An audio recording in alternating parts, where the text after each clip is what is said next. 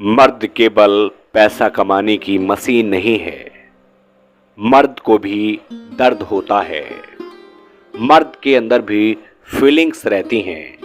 एक मर्द को भी तकलीफ होती है।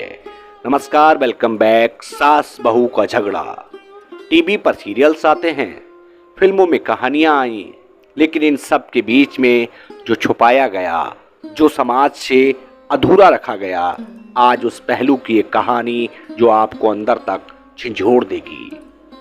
दरअसल राजू की शादी जो है वो सुनीता के साथ 2005 में हुई थी, जब राजू अपनी बीटेक की डिग्री के साथ कर्नाटक में नौकरी करता था। उसी वक्त उसकी मां ने उसकी शादी तय कर दी थी।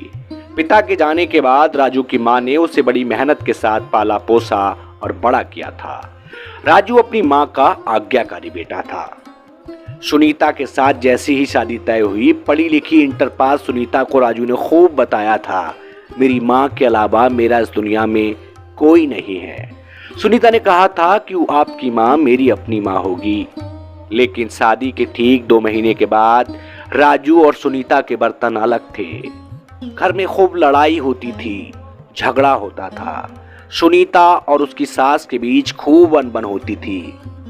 इन सब के बीच में अगर पिस रहा था तो कोई था, राजू। एक तरफ मां का लाडला बेटा राजू, तो दूसरी तरफ सुनीता का पति परमेश्वर। पूरे दिन नौकरी की भाग दौड़ के बाद जब शाम को सुनीता का राजू के पास फोन पहुंचता कि मुझे तुम्हारी मां के साथ नहीं रहना है, कर्नाटक की नौकरी छोड़कर राजू वापस अपने यूपी के गांव आ गया। गांव आकर राजू को चैन नहीं मिलता था।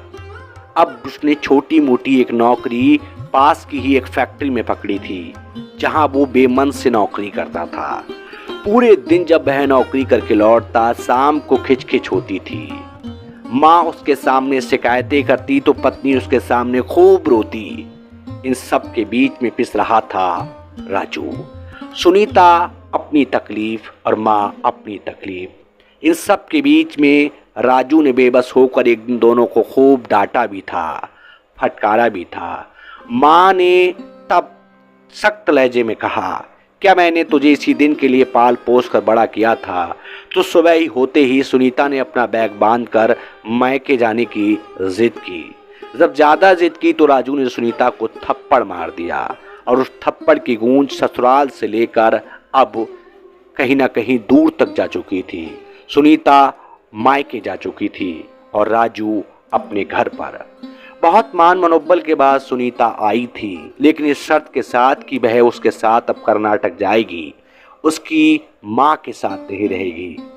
माँ ने भी इस बात पर अब हामी भर दी थी कि वो भी उसकी बीबी के साथ नहीं रहेगी। अब राजू भंवर में फंस चुका था। राजू समझ नहीं पा रहा था उसे करना क्या चाहिए। इन सब के बीच समाज के जिम्मेदार लोगों ने खूब समझाने की कोशिश की, खूब बताने की कोशिश की, लेकिन बात नहीं बनी।